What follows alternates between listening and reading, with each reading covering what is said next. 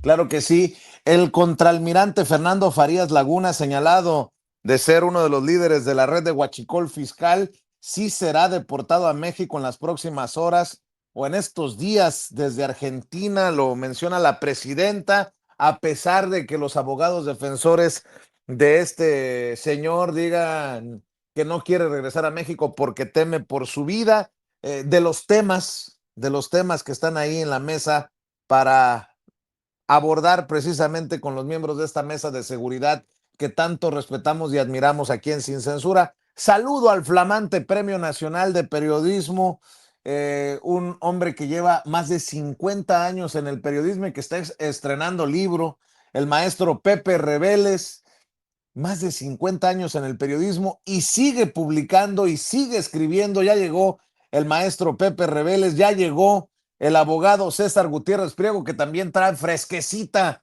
una de sus columnas en La Silla Rota, que va a dejar la víbora chillando porque el tema lo amerita. Y también regresa el maestro Paco Cruz, más de 47 años en el periodismo, y también muy pronto nos dará el campanazo con un nuevo libro. Ya estamos listos para hablar sin censura de estas declaraciones, incluso de la Fiscalía General de la República, que no hay investigación indagatoria contra Andrés Manuel López Beltrán, el hijo del presidente Andrés Manuel López Obrador, por huachicol, como lo han venido sosteniendo muchos disque periodistas de investigación que pusieron el grito en el cielo con lo anunciado en redes por la Fiscalía General de la República a cargo de Ernestina Godoy, y los temas que quieran poner sobre la mesa. Por cierto, para arrancar, felicidades, Pepe Rebeles, porque en estos días que estamos recordando a Fidel Castro, eh, tengo entendido que estás también eh, pues estrenando libro, mi querido Pepe Rebeles, felicidades. Este libro, La captura del Che y Fidel, el operativo de la Policía Secreta Mexicana que definió el futuro de Latinoamérica. Mi querido Pepe Rebeles, ¿cómo estás? Muy bien, muy buenos días, muchas gracias. En efecto, acaba de salir el libro, ya está llegando a librerías, de una historia que parece que es muy conocida, pero no lo es tanto, ¿no? Hoy mismo estaba yo leyendo un comentario en redes en la mañana que hablaba de que todo el operativo que preparó Fernando Gutiérrez Barrios en aquella época, director de la Federal de Seguridad, en Kepler y Copérnico, ya por Polanco, para capturar a Fidel, al Che y después a otros milicianos cubanos que estaban entrenando en México. Pero por supuesto se equivoca en el lugar. Eso no fue allí, esto fue en Puente de Alvarado y en Emparan, ahí en la colonia tabacalera.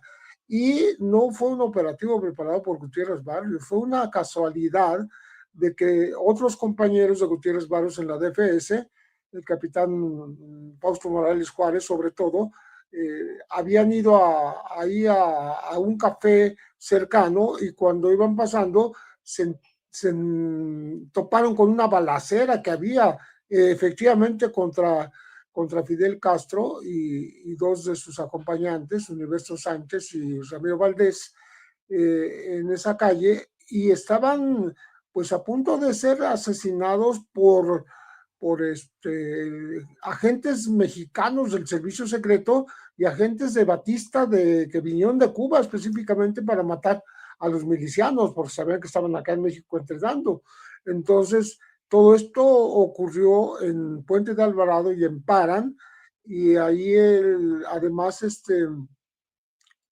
quien encañonó a Fidel en la nuca fue el capitán Fausto Morales Juárez, que después, 4 días después, se llevó a Fidel al rancho de Santa Rosa en Chalco así lo llamaban ellos, porque en realidad no se llamaba Santa Rosa, tenía otro nombre, pero ellos lo decían así por una paletería que estaba ahí cercana, y que prepararon un operativo, localizaron el rancho y ahí capturaron al resto de los milicianos. Es decir, el Che Guevara fue capturado en Chalco. Entonces, Todo esto ocurría cuando Fidel tenía 29 años, el Che andaba un poco más de 28, casi se llevan 2 años de diferencia, y pues cambió la historia, porque si no es por la llegada casual de los agentes de la DFS, podían haber sido asesinados Fidel y Universo y el otro Ramiro Valdés, ahí en la colonia tabacalera. Pero la captura que hizo la DFS en aquella época, muy poco conocida, porque era una agencia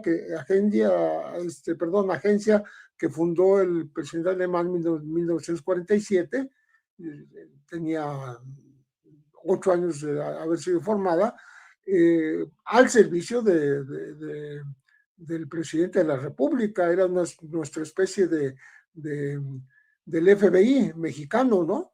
Y esta presencia casual, circunstancial de los agentes, pues permitió salvar la vida de Fidel y de sus acompañantes, que podían haber sido liquidados por la dictadura batistiana, ayudada sí por el Servicio Secreto Mexicano, que estaba corrupto, porque le dieron $10,000 para colaborar en esta captura. Pero bueno, todo esto viene conversado en el libro, platicado, que creo que puede ser interesante para quienes no conocen bien esta historia, y otros detalles que fueron cambiados con el curso del tiempo, como el hecho mismo de la ida al rancho de Chalco, en donde estaban entrenando el resto de los milicianos. Fidel no había dicho nada, sino que lo descubrió la propia DFS y llevó a Fidel también encañonado para pues que él sirviera de intermediario, de que hablara con la estatura moral que él tenía y la capacidad de mando, la confianza que tenían sus hombres, para que no hubiera un enfrentamiento y no fuera una masacre aquello, porque fueron rodeados por el ejército y la policía y pudieron haber sido pues víctimas, porque iban mucho más armados los mexicanos que ellos mismos, porque ellos nada más estaban entrenando en armas, eran aproximadamente 16 milicianos que estaban en el rancho. Y bueno, esto ocurrió hasta que Fidel fue obligado a ir a ese lugar y ya tuvo que decir, ok, ya nos descubrieron, va, pero déjenme ir a mí por delante, porque no se trata de gente que quiera nada contra México. Estamos preparándonos para derrocar a la dictadura de Fulgencio Batista, pero no tenemos nada que ver contra México. Entonces, no hay necesidad de un enfrentamiento y tampoco de que muera gente inocente. Y así fue como se desarrolló la aprehensión del Che y otros militantes en el rancho de Santa Rosa. El nuevo libro del maestro Pepe Rebeles se llama La captura del Che y Fidel. La revolución cubana estuvo a punto de morir antes de nacer y ocurrió en México. Seguro estoy que este libro no lo van a recomendar los legisladores republicanos de origen cubano en Washington, y Marco Rubio, por el momento histórico también que se está presenciando, se está atestiguando de lo que ocurre entre Estados Unidos y Cuba. Pero ahí otro de los documentos que nos deja con su libro, otro registro del maestro Pepe Rebeles, así como estaba leyendo la columna del abogado César Gutiérrez Priego por los videos que surgen en los últimos días del Chapo Guzmán. Mi querido César, ¿cómo estás? Muy buenos días. Muy bien, Vicente. Antes que nada, saludo a Paco y a Pepe también. Yo le quisiera preguntar a Pepe, ya que hizo un trabajo, obviamente ya quiero leer el libro. Yo no sabía, o más bien le pregunto, siempre hemos señalado como que Fernando Gutiérrez Barrios le decían capitán, pero resulta que él nunca se graduó del heroico colegio militar, o por lo menos eso es lo que se comenta en el medio militar, pero que sí terminó haciendo una buena amistad con varios de ellos, y por lo mismo varios se fueron a trabajar años después con él, ¿no? Cuando se convierte en director DFS, que como lo decía don Pepe, pues terminó siendo como la CIA mexicana y tenían total impunidad, ¿no? Y eso es una pregunta que siempre me ha llamado la atención porque eso es lo que se comenta en el gremio militar. Pero retomando un poco lo que fue la columna que escribimos el día de hoy, Vicente, hago un análisis de cómo hace 10 años, ya parece mucho tiempo, ¿no? Cuál era incluso lo poco que alcanzamos a escuchar en esos pequeños fragmentos de la detención que se da contra el Chapo Guzmán por elementos de las fuerzas especiales de la Armada de México y los famosos cochils, ¿no? Me llama la atención como él incluso menciona que a él no le conviene la violencia porque no es bueno para el negocio y que 10 años después, si nosotros analizamos lo que ha estado sucediendo con el cártel del Pacífico, que lo conocemos como cártel de Sinaloa, y cómo estas diferentes facciones en las que se ha dividido, pues a lo mejor es el principio del fin de lo que nosotros conocimos como el cártel de Sinaloa y que de ser la organización criminal más poderosa del mundo, muy posiblemente termine siendo pequeños grupos y facciones de poder que puedan tener control regional o tal vez incluso nacional, pero que ya nunca será lo que fue en su momento el cártel de Sinaloa.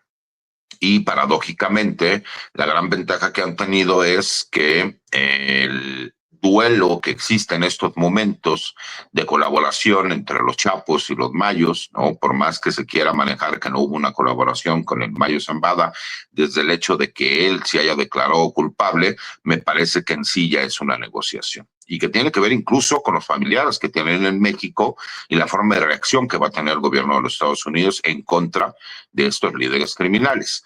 Y que la gran oportunidad que ellos han tenido es que ahorita una de las prioridades del gobierno de los Estados Unidos es desarticular en gran medida al cártel Jalisco Nueva Generación, recordando que el cártel de Sinaloa es una creación del viejo PRI y el cártel Jalisco Nueva Generación es una creación del prianismo, porque fue con el PAN de Felipe Calderón donde inicia el cártel Jalisco Nueva Generación, pero toma gran poder y presencia no solo nacional, sino a nivel mundial en el sexenio Enrique Peña Nieto, recordando incluso aquel helicóptero Black Hawk en donde perdió la vida elementos militares, entre ellos un primo hermano mío, que estaba en ese helicóptero, y por lo cual pues, obviamente son hechos que me parece son importantes recordar, porque ahora cuando nos preguntan qué pasa con los grupos criminales, por eso es importante hacer el señalamiento, ¿no? De cómo viene nuestra historia, qué es lo que pasó con nuestra historia, dónde tuvieron esta capacidad de poder, porque yo quisiera preguntarle, ¿no? Y aquí tenemos a dos expertos en estos temas como Paco y Pepe.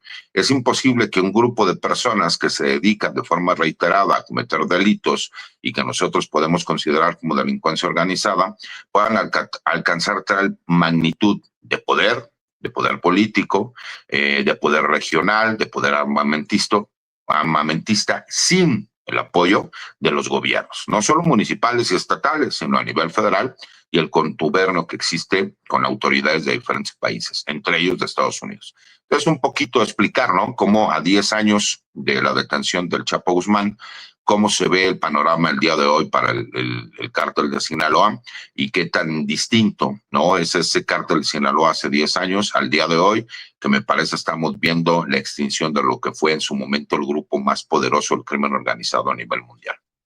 Por cierto, hablando del cártel de Sinaloa y el cártel Jalisco Nueva Generación, veo a esos, nótese mi sarcasmo, ¿no? Expertos que dicen, es que AMLO y su hijo Andrés Manuel López Beltrán traicionaron al cártel de Sinaloa y apoyaron al cártel Jalisco Nueva Generación y por eso traen todo este relajo, porque ahora que Loret, mi querido Paco, dice que tiene audios o presenta presuntos audios de amigos de Andrés Manuel López Beltrán hablando de ligas, de amistades con el cártel, con algunos personajes del cártel Jalisco Nueva Generación, pues se retoma con fuerza todo esto de los supuestos vínculos, ¿no? Del gobierno con el crimen organizado. A eso súmale algo que va a ser muy interesante, ¿no?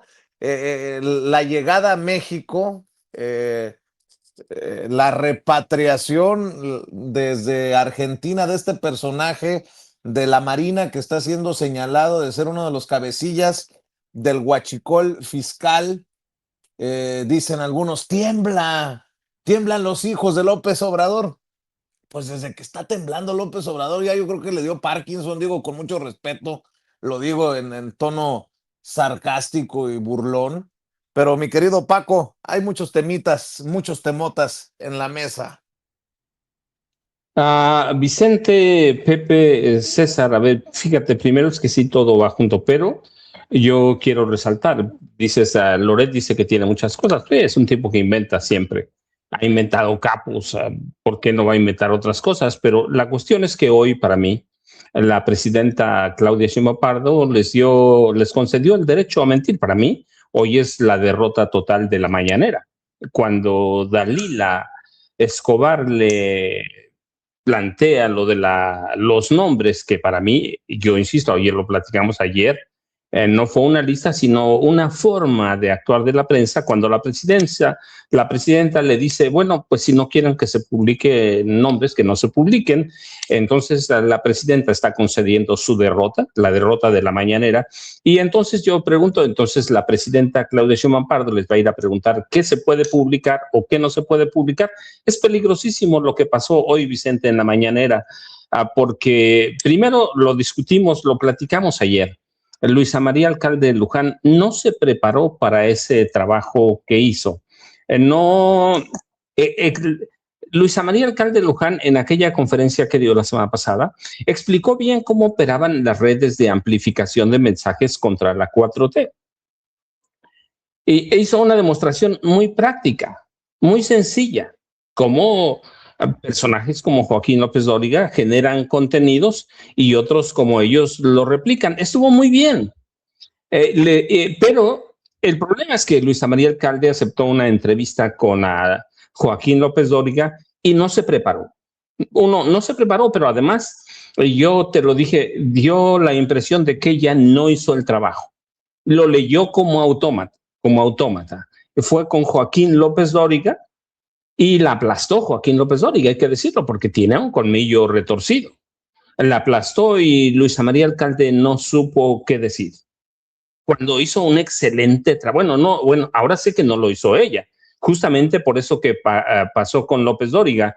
Así que aquel gran trabajo que presentó lo echó a la basura ella. Pero hoy, para mí, lo grave es hoy, porque la presidenta concede el derecho de la vieja prensa chayotera a decir lo que se le pegue la gana. Dijo textual, ahí está. Bueno, pues si no quieren que se publiquen los nombres, que no se publiquen, espérate. Están mintiendo, están tergiversando, están inventando, están especulando. Yo quiero ver lo que va a pasar después, cuando haya un derecho de réplica, cuando haya que desmentir algo, pues decir, pues alguien dijo. ¿Por qué? Porque al periodista no le gusta que la presidenta diga su nombre o Luisa María Alcalde Luján. Para mí hoy concedieron su derrota y vamos a empezar a ver otro tipo de mañaneras y ya habíamos platicado. Yo insisto, te lo he dicho a ti, lo he dicho en los espacios que yo tengo, hay un grupo de funcionarios que son... que tienen necesidad de que Joaquín López Dóriga los valide. Los nombres los hemos dicho, sí, empezando por Omar García Harfuch, que yo insisto, es un príncipe priista, así que tú veas Marcelo Ebrard Casaubon, te lo he dicho también, Luisa María Alcalde Luján, que le va a dar una entrevista a Joaquín López Dóriga para que los validen como funcionarios. Va Luisa María Alcalde Luján y le dice a Joaquín López Dóriga, pues sí, la regué, discúlpeme usted, señor monstruo, y hoy la presidenta concede la derrota con eso. Así que vamos a empezar a ver otra cosa. Así que cuando me dices, hay otros periodistas, así, como Loret de Mola, que tienen cintas de sus amigos que dicen que dijo, los está validando ya la presidenta, ya los validó en la mañana. Ya no se vale...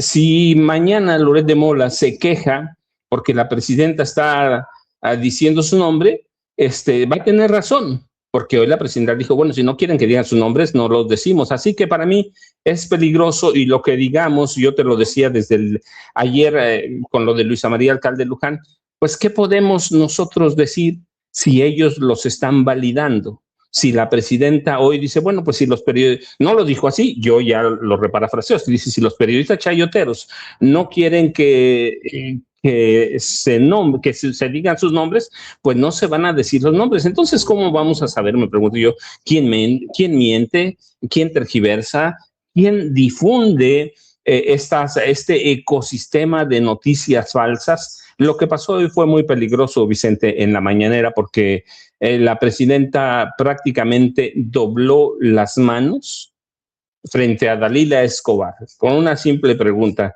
como la había doblado las manos Luisa María Alcalde Luján frente a Joaquín López Dóriga. Así que hoy decimos, bueno, es que Loret de Mola dice que tiene casetes de unos amigos, pues todo se va a dar por válido y por cierto. Porque la presidenta ya no va a tener el derecho de réplica, no va a tener el derecho a desmentir las mentiras. ¿Por qué? Porque alguien dijo, alguien comentó, porque los periodistas como no quieren que se digan sus nombres, Vicente. Eso para mí hoy vale la pena comentarlo, vale la pena destacarlo por todo lo que ha representado la mañanera desde que la puso en marcha el presidente Andrés Manuel López Obrador, ahora la presidenta Claudia Sheinbaum Pardo, y para mí están concediendo la derrota frente a la vieja prensa chayotera, Vicente, César y Pepe. Y todavía tiene el descaro hace 2 horas Joaquín López Dóriga de escribir frases cotidianas como, no sé si sea cierto, pero lo envío. Me lo mandó un conocido, o por si acaso son hoy en día combustible suficiente para mantener viva la desinformación en las plataformas digitales. Híjole, híjole, híjole. Bueno,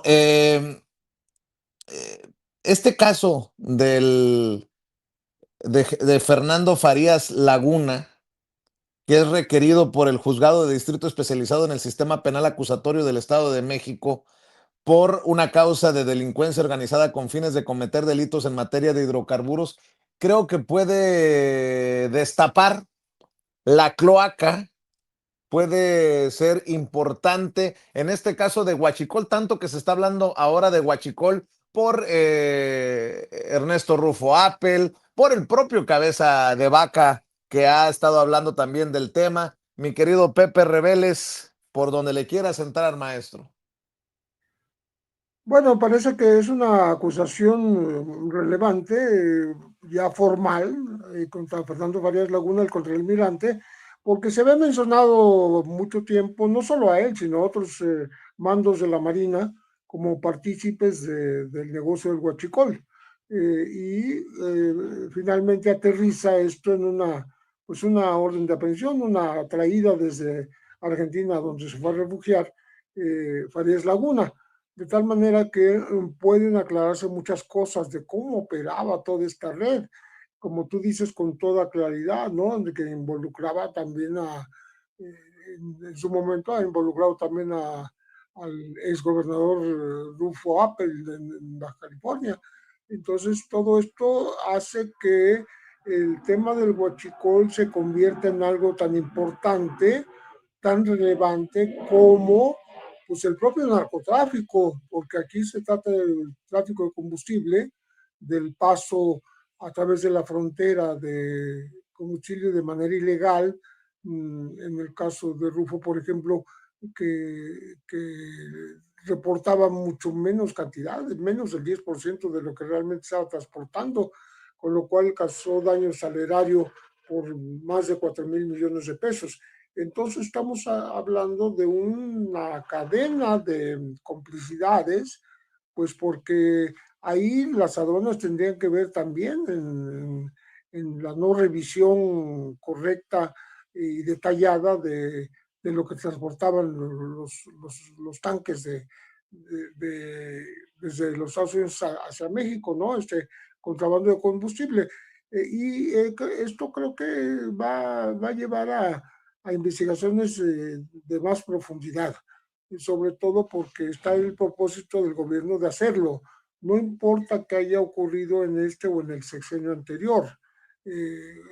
que me parece muy adecuado porque no hay una intención de encubrimiento de cómo se operaba ese negocio que afecta a la economía mexicana.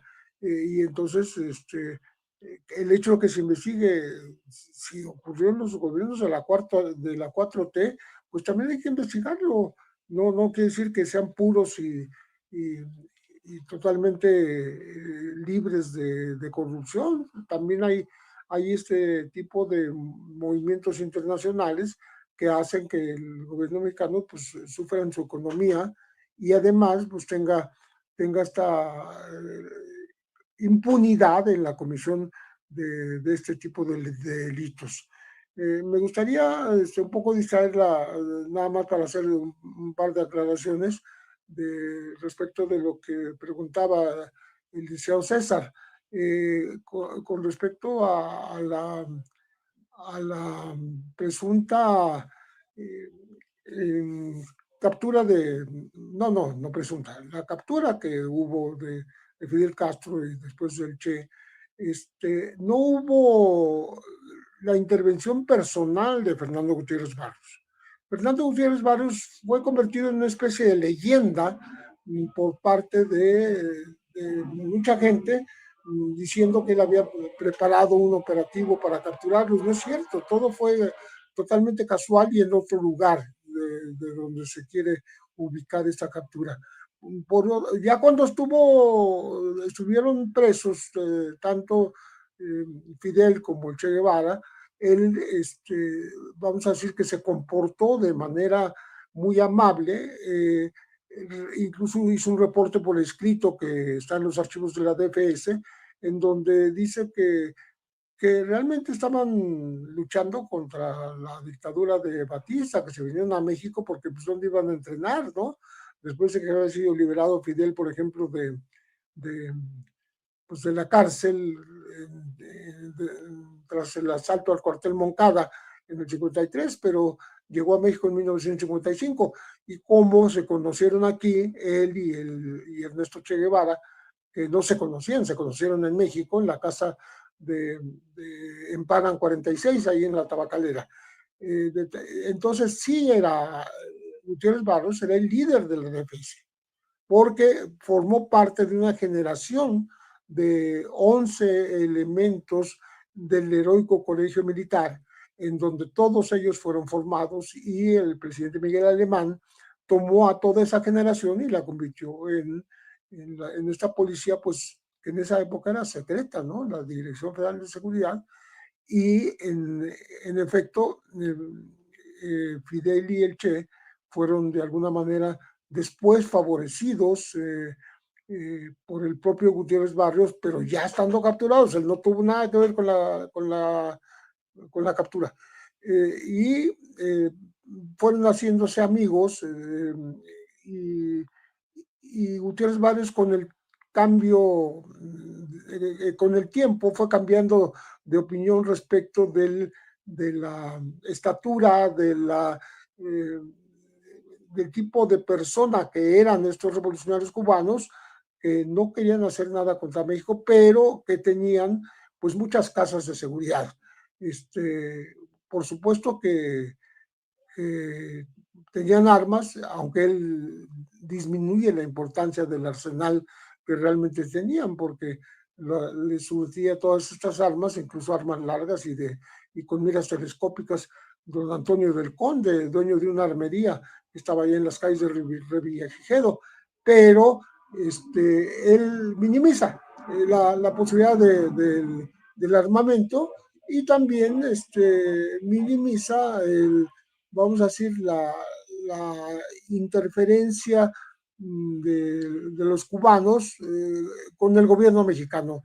También dice que no son comunistas, sino que son luchadores por la libertad de su país, en contra de la dictadura de Fulgencio Batista. Y bueno, con toda esa empatía, vamos a decir, que fue logrando con las semanas y los días, terminó siendo realmente, como le decían, el policía caballero, el amigo de Fidel Castro, Fidel Castro y Gutiérrez Barrios fueron muy amigos, al grado de que cuando vino Fidel a visitar Tuxpan, de donde salió el buque Granma, que los llevó a Cuba para la revolución, pues el propio Fidel ensalzó la figura de Gutiérrez Barrios como representante de su gobierno y que les había dado toda la oportunidad incluso de salir libres hacia el destino que ellos tenían pensado, hacia el combate a la dictadura de Batista. Entonces, sí, era un personaje importante, pero no fue el hombre que detuvo a estas personas, aunque era también egresado, como todo el grupo que Alemán nombró como DFS, era también egresado del heroico colegio militar, ¿no? Entonces, pues nada más eso, es una aclaración para terminar de explicar un poco el asunto. Claro que sí, mi querido maestro Pepe Reveles. Querido César, el tema de Fernando Farías, que viajaría desde Argentina, dice la presidenta Claudia Sheinbaum Pardo, la Fiscalía General de la República que dice que no hay indagatorias en torno a Andrés Manuel López Beltrán, y solo por no dejar, porque me gusta ser medio, pues no sé, masoquista, revisando lo que publica, nótese mi sarcasmo, Joaquín López Dóriga, ¿no? Digo, para que la cuña apriete. Dice Joaquín López Dóriga que salió de prisión en Nueva York Gerardo Mérida Sánchez, el general, ex general o general en retiro, el que fuera secretario de seguridad con Rubén Rocha Moya como gobernador en Sinaloa, que sí salió de prisión, pero que sigue bajo custodia y que tiemblan en Palenque y Culiacán, dice Joaquín López Dóriga, porque va que vuela el general Mérida a convertirse en testigo protegido en Estados Unidos. Ahí te voy dejando unos temas, mi querido César. Mira, fíjate, Vicente, yo creo que le vamos a poner un poquito de sabor. Le agradezco a Paco de haberme querido picar con el comentario de Omar García Harfuch con López Dóriga. El día de hoy no le vamos a dar oportunidad a sus bots para que me tumben la transmisión, por eso lo estamos haciendo desde el celular. Pero ya hablando en serio, mira, yo sigo pensando, porque yo tengo un cliente en Argentina que está siendo requerido por el gobierno de México y existen mecanismos, ya que yo tengo de forma directa un convenio con ciertos abogados, un despacho de abogados en Argentina, en donde legalmente tú tienes la oportunidad de interponer lo que en México es un juicio de amparo en Argentina, y hasta que no se resolviera podría ser extraditado, en este caso el contraalmirante Farías Laguna. Pero me llama la atención el hecho porque significa que muy posiblemente él aceptó que se pudiese realizar la extradición a México. Aquí hay una situación que me parece un momento importante, mi querido Vicente. Sí, la Fiscalía General de la República, de acuerdo a la información que han estado dando, tiene conocimiento y hace el señalamiento de que él era el líder de esta red de contrabando de combustibles que conocemos como huachicol fiscal. Ya hay que ser muy claros, ¿no? Me parece que hay un hecho que es importante. Si es cierto que existe esta red de contrabando, que existe como tal, porque sí sabemos que existe una red de contrabando de combustibles que en México le conocemos como huachicol fiscal, en realidad es un problema que atañe única y exclusivamente a México en contubernio con empresas de los Estados Unidos. ¿En dónde es donde se convierte en un delito que es importante para el gobierno de los Estados Unidos? Y me parece que es importante entender esto. Si donde no se pagan los impuestos es en México, pero sí en Estados Unidos, porque si no se pagaran impuestos en los Estados Unidos, pues lo primero que tendrían que hacer sería ir por las empresas de los Estados Unidos que no pagaron impuestos. Esto para que veas cómo se ha utilizado un pretexto de un delito real que ha sucedido en México, como es el contrabando de combustibles, para tener injerencia en las investigaciones que están llevando a cabo. Pero con todo respeto, si señalan que el contraalmirante, para que entiendan, incluso su hermano que era vicealmirante, tenía un grado superior dentro de la Armada de México, en la Secretaría de Marina, pues sería poco probable que una persona con un menor grado fuera el líder. Pero forzosamente van a tener que mandar llamar al almirante exsecretario de Marina, José Rafael Ojeda Durán. Es necesario y es obligatorio, porque dentro del escalafón militar, quien era el secretario de Marina, pues es el responsable, obviamente, de las órdenes y los mandos que ejecuten o lleven a cabo estos actos de corrupción. Entonces, me parece que ahí es donde nosotros vamos a ver si realmente hay voluntad por parte de la Fiscalía General de la República, porque a diferencia de lo que sucede con los secretarios de la Defensa Nacional, que tienen un fuero de por vida, porque yo ya lo comenté en algún momento, todos los secretarios de la Defensa Nacional, derivado, ¿no?, en un decreto presidencial de Luis Echeverría para proteger a los secretarios de la Defensa, todos en el momento en que deberían de retirarse cuando dejan de ser secretarios de la Defensa Nacional, en realidad se convierten en asesores del alto mando, o sea, del secretario de la Defensa Nacional que entra a suplirlos. Y de forma inmediata eso les da un manto protector. Es como un fuero, porque los convierte en parte de la plana mayor de la Secretaría de la Defensa Nacional y siguen siendo generales en el activo.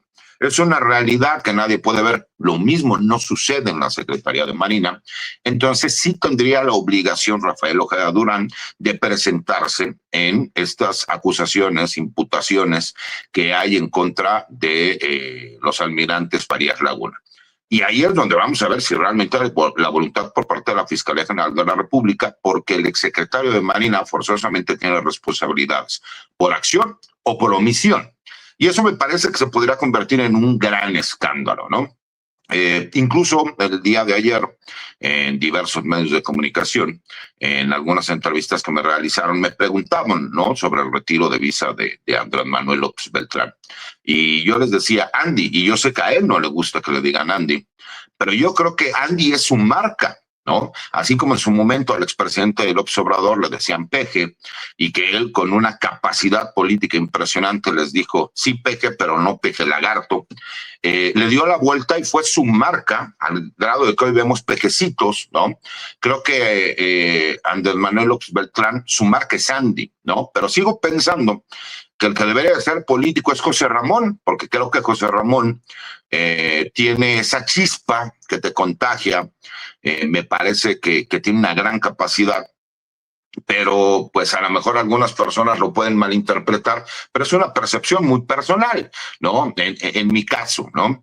Hay por ahí, dentro de lo que comentábamos, ¿no? A ver, la situación del general Mérida. Jesús García, como bien lo señalabas, él explica qué es lo que está sucediendo, ¿no? Porque por ahí dieron la noticia de que el general en retiro, Mérida, ¿no?, ya no se encontraba en las prisiones federales, porque pues, obviamente así lo habían señalado. Y también él explicaba una parte que es muy importante, que en México causa algunas dudas. El Sistema Federal de Prisiones señala, oye, ya no se encuentra bajo mi resguardo. ¿Por qué? Pues porque administrativamente lo tiene que hacer del conocimiento. Pero eso no significa que se encuentre en libertad, sino que hay diferentes agencias con las cuales el general en retiro pudo haber iniciado conversaciones para ver si se convierte en un testigo colaborador. En este momento sería un testigo colaborador porque a él le están haciendo una imputación de que él formaba parte de un esquema criminal en donde él recibía sobornos para apoyar y dejar trabajar a un grupo criminal, una facción del cártel de Sinaloa, en aquel entonces todo el cártel de Sinaloa, como los Chapitos, ¿no? Y sí, de acuerdo a la información que él dé y al acuerdo que lleve a cabo con la Fiscalía de los Estados Unidos, que es autorizado por el Departamento de Justicia y por la agencia criminal, la agencia de investigación criminal que esté llevando a cabo este acuerdo, que puede ser la DEA, puede ser el FBI, o incluso la CIA, que ya vemos que también opera en México desde los años 50, y Pepe y Paco lo tienen muy documentado, entonces sí, ya él podría convertirse en un testigo protegido. Entonces, me parece que es importante hacer los señalamientos, porque yo lo decía, ¿no? Me parece que fue Salvador García Soto quien dijo que el general retiro Mérida se había ido con una cajita de zapatos y unos USBs y que todo el gobierno de la República iba a tener miedo porque ahí traía todas las pruebas de los grupos criminales con el gobierno de la Cuarta Transformación, lo cual es pues obviamente no solo risible, sino ilógico, ¿no? como el secretario de Seguridad de un estado como Sinaloa, sí importante, va a conocer todas las cuestiones de seguridad nacional de este país. O sea, con todo respeto, no. Además, para todos aquellos que hablan, es que él por los encargos que tuvo dentro del ejército mexicano, la información que puede conocer, con todo respeto a mi querido Vicente, aquí quienes tienen mayor información, pues obviamente son los comandantes de zona, los comandantes de región, y si bien es cierto, el general Mérida fue comandante de zona en el estado de Puebla, nunca fue comandante de región, nunca estuvo en la plana mayor de la Secretaría de la Defensa Nacional, pues la información que podría llegar a tener es única y exclusivamente de nexos que pudiesen existir en el estado de Sinaloa con una facción criminal. Esa es una realidad. Y hay otro tema, ¿no?, que me gustaría tocar, porque no sé si Toño, cuando estaba platicando contigo, como que hizo por ahí un comentario, no sé si fue personal, pero me gustaría contestarlo, ¿no? De que decía que muchas veces él hace invitaciones a su programa y que muchas personas de las que van contigo no les gustan ir con él, ¿no? Y aclarando el hecho de que muchos a lo mejor no publican, que salen sin censura. Yo gran parte del conocimiento público, si no es que la gran mayoría del conocimiento que yo tengo en los medios de comunicación y en las redes sociales, fue gracias a Sin Censura y fue gracias a Vicente Serrano. Y yo nunca he negado a Vicente Serrano, que es mi amigo personal, que además es mi cliente y soy su abogado, que por más que es muy mal cliente y no hace caso de las indicaciones que uno les da, jamás lo he negado ni jamás lo voy a negar. Y que yo, tú lo sabes, en mis espacios personales, todos los martes cuando vengo o cuando hay alguna invitación especial, por supuesto que también hago la publicación. Muchas veces la gente se basa en Twitter, ¿no? O ahora X. Yo en realidad no utilizo a lo mejor el estar dando los retweets para ciertas entrevistas que yo realizo, ¿no? ¿Por qué? Porque así es la forma como he decidido manejar ciertas cuestiones, pero lo retomo en algunas otras redes sociales. Y en cuanto a lo de Toño, ¿no? Yo soy amigo personal de Toño. Tú lo sabes y él lo sabe. A mí lo que no me gustó con Toño, y esa es una realidad, y tú y yo lo hemos platicado en privado, fue que cuando tú y Manuel Pedrero tuvieron este rompimiento por algún momento, Toño fue muy agresivo con Manuel. Y así como yo nunca he permitido que hablen mal de ti, ni que hablen mal de Toño, no me gusta que hablen mal de otro amigo mío como Manuel Pedrero. Y por eso es que no he tomado las invitaciones que en algún momento me llegó a hacer Toño. Y segundo, porque Toño me invitaba también cuando yo me encontraba en campaña el año pasado. Y tú mejor que nadie lo sabes, la problemática que yo tuve por las entrevistas que se daban, de las cuales todavía hace como 20 días tuve que contestar requerimientos que me hizo el Instituto Nacional Electoral, todavía de la campaña de hace más de un año.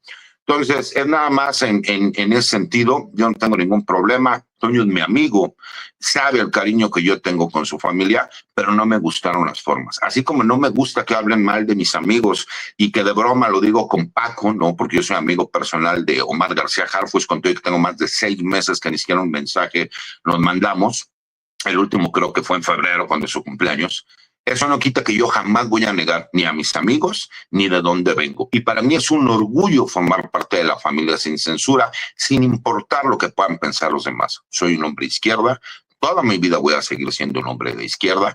Que yo no tenga aspiraciones de carácter político es distinto a no apoyar a lo que es el Movimiento de Regeneración Nacional. Y que yo puedo dar mi punto de vista y puedo criticar lo que yo considero pertinente. Pero bueno, eso es un poquito lo que tenía ganas de decir, mi querido Vicente, y pues obviamente saludos a Paco y a Pepe. Comió gallo. El abogado César Gutiérrez Priego. Dice Toño que no se refería a ti, que le puso nombre y apellido Jesús García, que no es nada. Oye, Paco, por favor, no le vayas a contestar a César porque se va a armar la rebambaramba. No, fíjate, no, voy a abonar en favor de César, porque siempre es muy abierto. Bueno. No, César y yo discutimos, argumentamos, pero siempre lo hacemos con respeto, va. Tenemos, en muchas cosas vamos a coincidir siempre, pero hay cosas en las que no coincidimos, pero siempre ha sido con respeto, va. El respeto. Lo otro, es meramente anecdotario, pero César es un tipo muy respetuoso, siempre lo ha sido, va. Lo ha dicho César siempre, a mis amigos los voy a defender siempre y ha sido muy congruente con eso.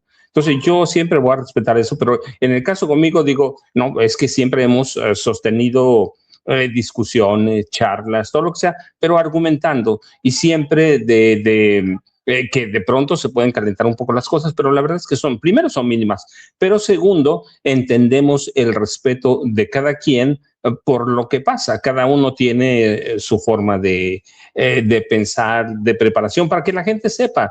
Todo es con respeto, va.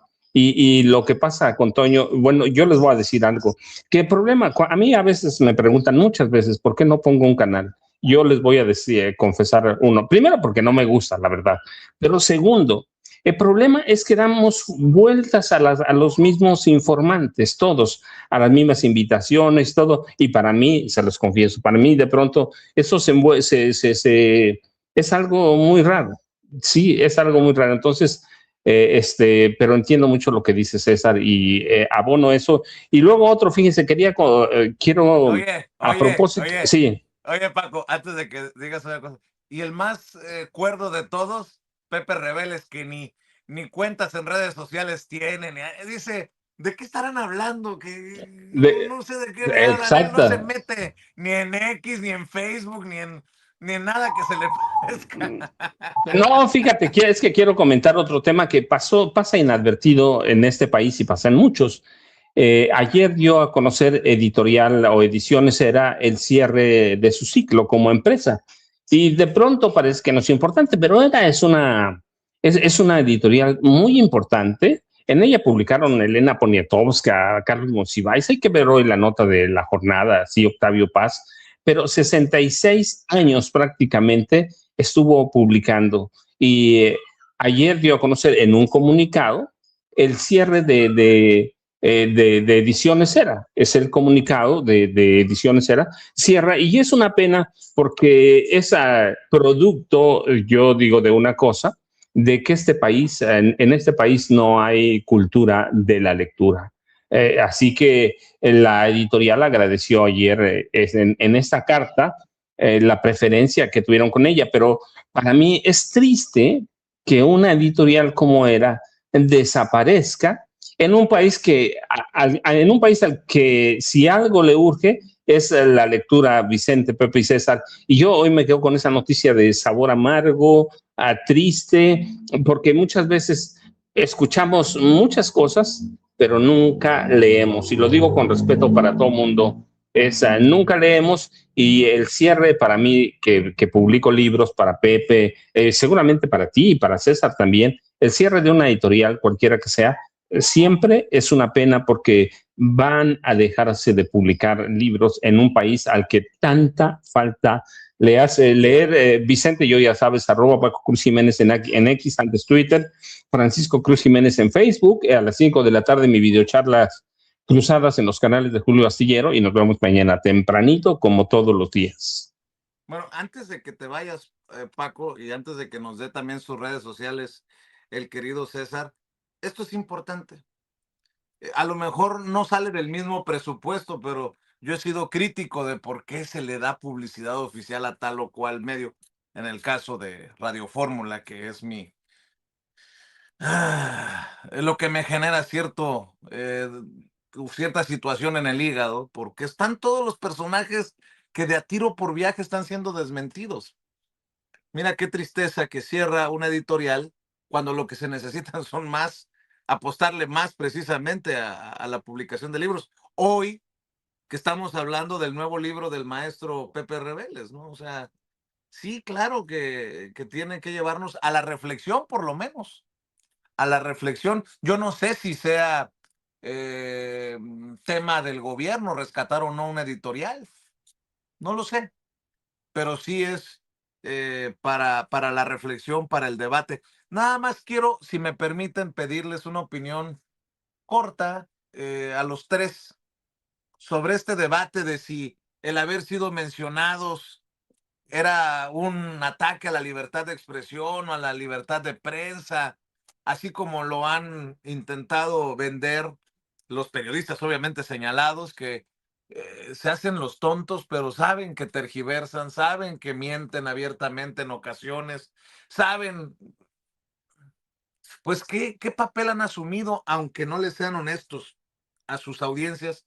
Tenemos la oportunidad de tener en esta mesa a hombres que tienen mucho tiempo en los medios de comunicación y yo quisiera escuchar sus comentarios antes que nos despidamos. Por cierto, ya está en Amazon tu libro, ¿no, Pepe? Porque alguien en el chat decía, yo ya conseguí el libro de Pepe Rebeles por Amazon para que lo busque usted también, o me dices si va a estar en Amazon o en qué librerías cuando lo tengas claro. Pepe Rebeles, una historia inédita, la captura del Che y Fidel, el operativo de la Policía Secreta Mexicana que definió el futuro de Latinoamérica. Sobre lo que planteo para cerrar una reflexión, un breve comentario, Pepe. Bueno, lo primero que decías tú, yo creo que se vale ser crítico. Es más, yo creo que hay la obligación de ser crítico, pero una crítica constructiva, que no se convierta en un ataque sin ton ni son, y que además lleve el contenido de noticias falsas. O sea, que se difundan cosas que no son verdaderas y sobre esa base de falsedad se estén inventando una postura opositora o crítica del actual gobierno y de Claudia Sheinbaum y también del gobierno de Andrés Manuel López Obrador. Entonces, esto está ocurriendo con mucha frecuencia en nuestro país y cada vez más hay una especie de confrontación de algunos analistas, algunos medios con el gobierno porque no quieren dejar de criticarlo, repito, sin bases, sin argumentos válidos, sin un criterio claro de lo que están diciendo. Y digo que se vale, por supuesto, criticar. Yo creo que todos debemos tener esa capacidad de hacer críticas, incluso de gobiernos de los cuales seríamos, pues, por lo menos simpatizantes para que se corrijan, pero no convertir esto en un ataque político sin ton ni son que busca exactamente denigrar, menospreciar todo el trabajo de los dos últimos gobiernos de la Cuarta Transformación. Entonces, creo que es muy importante que haya, digamos, sustento en todas las opiniones. Sabemos que el derecho a la información tiene que ver con los datos duros, con las noticias, con los reportajes, pero hay una libertad de opinión, pero esa a veces se abusa de esa libertad de opinión, haciendo, como repito, sacando conclusiones de cuestiones que se dan por hechas, pero que no son ciertas. No hay un fundamento para hacer esas críticas, porque la intención es politiquera, la intención es atacar, la intención es denigrar a los gobiernos, los dos últimos gobiernos, pero no hacer una crítica constructiva que pudiera ayudar a mejorar aquello en lo que seguramente hay algunas fallas en muchos casos. Creo que el ejemplo de la investigación que ahora se va a hacer de Fernando Farías Laguna en cuanto al tema del huachicol, y esto hace muy evidente cómo el gobierno no se queda callado ante sus propias fallas, ante sus propios errores, ¿no? Entonces, creo que los opinantes, más que los periodistas que informan, sino los analistas que hacen opinión, pues lo deben hacer de manera responsable. Mi querido Pepe Rebeles está estrenando libro. Busque este nuevo libro, La captura del Che y Fidel, recuerde que el maestro Pepe Rebeles también tiene otros libros, como el de Necropolítica y Narcogobierno, Nuevas Dinámicas de Poder en México, y el libro de referencia sobre el caso Israel Vallarta y Florence Cassé, el affaire Cassé, la indignante invención de culpables en México. Muchas gracias, querido Pepe, por estar aquí en esta mesa. Mi querido César, tu reflexión y, si me permites, también pedirte tus trincheras. Fíjate, Vicente, yo creo que hay un tema que es importante recordar. En esta vida me parece que existen personas que abren caminos y hay maestros. Yo te quiero preguntar a ti, todos los que vemos hoy que están triunfando en las redes sociales, ¿dónde iniciaron? Por lo menos el 85% de ellos, incluyéndome, en Sin Censura, porque tú nos diste un espacio y porque ese espacio nos ayudó a capitalizar en alcances, contrario a lo que dice Gela, los alcances que pueden tener los medios masivos de comunicación. Con todo respeto, los números que tú muchas veces ves en YouTube no son los números reales, porque mucha gente retoma esos videos y los terminan manejando por medio de WhatsApp. Eso me parece muy importante. Segundo, no eres un personaje nada irrelevante, al grado de que tenga que inventar historias un personaje como Ricardo Salinas Pliego, porque si algo me queda completamente claro, a ti te pueden acusar de muchas cosas, menos de andar correteando chamaquitos o de tener tendencias raras en esta vida, porque no eres así. Yo te conozco en lo personal, ¿sí me explico? Y ahí es donde tú te das cuenta. No me ayudes, compadre. Pero es que es real, o sea, a ti te pueden acusar de muchas cosas, menos de eso, ¿no? Hay que ver en dónde están la mayoría de las personas. El mismo Manuel, Alina, Toño, Meme Yamel, yo. ¿Cuántos más te gustan que tú les abriste un espacio? Eso me parece sumamente importante, ¿no? Creo que hay que ser también claros. Fíjate cómo hoy vemos a un personaje como Alejandro Moreno o a Francisco Javier García Cabeza de Vaca señalar persecución política, cuando en realidad ellos deberían haber sido presentados ante jueces, uno del fuero federal y otro del fuero común, por delitos que se les han imputado desde hace muchos años. Y que a lo mejor por ser tan permisivos en el gobierno federal y en la Fiscalía General de la República, en el Congreso, el día de hoy vemos a estos personajes que quieren salir a manejar una narrativa de que el narcoimperio quiere ir en contra de estos pobrecitos políticos ciudadanos, cuando la realidad es que son personajes que están siendo acusados por crimen organizado y asociación delictuosa. Esa es una realidad. Me parece que han equivocado el camino en varios aspectos y me parece que llegan a la comodidad, ¿no?, de pensar como gobierno corporativo. Porque ¿cuál fue la gran ventaja que tuvo el Movimiento de Regeneración Nacional? Entendió que una cosa era amplificar el mensaje, pero otra cosa es dar el mensaje a quien tenía que llegar. Si tú lo que quieres amplificar el mensaje es yendo con estos personajes de siempre, que mienten, tergiversan, crean narrativas y que lo hacen por un interés político o económico, pues entonces está bien. El problema es que si tú quieres llegar realmente con el mensaje, al mensaje que a ti te importa, de tu gente, de la que te siga, pues entonces tienes que hacerlo por medio de los medios que te dieron esa capacidad y esa apertura a nivel nacional e internacional.